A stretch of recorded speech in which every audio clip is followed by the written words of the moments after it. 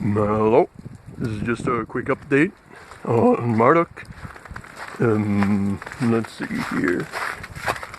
I rebuilt the transmission line, well, the transmission stick, so it should be giving enough motion back here, but unfortunately the cabling or rope is too thin, so it frays and breaks easily.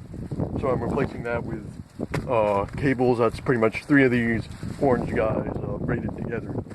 That should make it strong enough to actually move the transmission.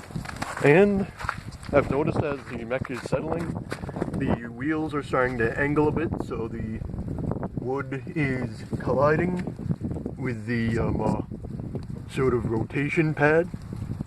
So I'm going to be adding a third caster onto the front right here. That way it will hopefully keep the steering forks at a proper angle. But, you know, it looks kind of rough at the moment, but that's just because of the paneling. Come on, focus. There we go. So, that is all for today. Until next time, bye-bye.